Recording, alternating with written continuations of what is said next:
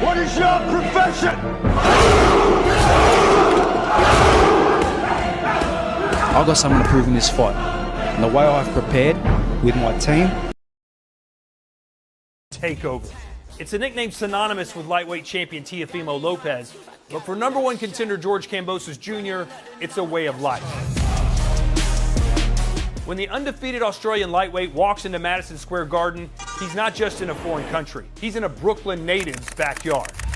Kambosos Jr. wouldn't have it any other way. Since his last fight on Australian soil in 2017, the 28-year-old has answered the call no matter the location.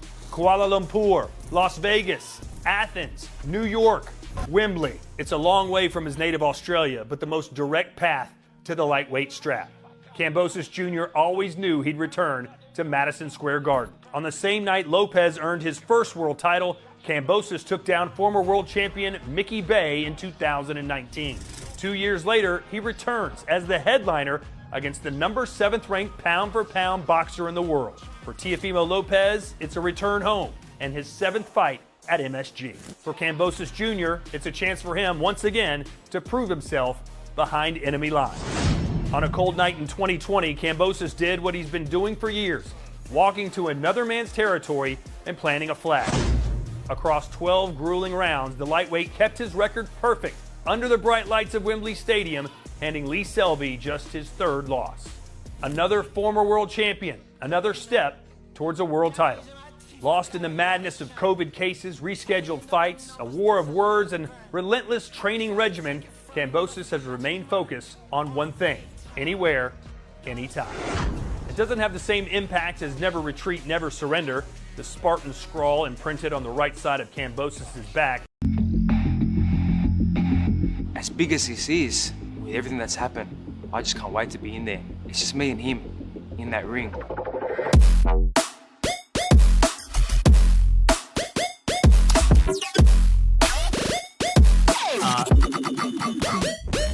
I'm just so focused on my training and getting better every day and the game plan that I don't let the moment, overrule, what it is.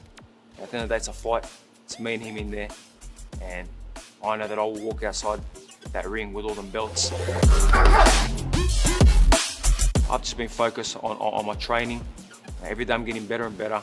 Fantastic game plan, and I'm 110% ready, physically and mentally, to win this fight.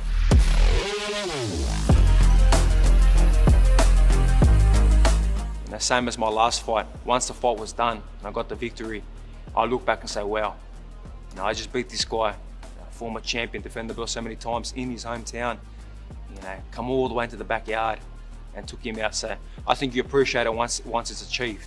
But until then, the focus is too strong in my preparation. The rest will be all, be able to appreciate the success and what I've achieved once I've actually achieved that.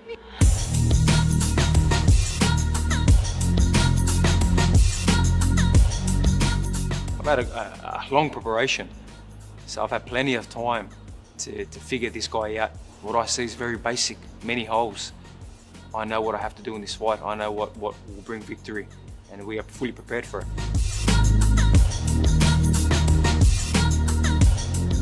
Yeah, I think I got that chip on my shoulder, and it motivates me. It makes me a man possessed to prove, to these certain people that just don't want to accept it. That's what it is. They don't want to accept that this guy, Kambosos, goes out, beats the best, fights the biggest fights, and they don't want to accept it. But they're going to have to accept it. The fans know wherever I go, I get stopped. Does it really matter if they're going to give me a little bit or not? So be it. But I bet they come, begging when I have all them belts. Maybe I'll make them wait, just like they have for the last, many years. I'll jump on the bookies right now and chase the underdog, but what a story. The underdog turns into the top dog, in 36 minutes or less.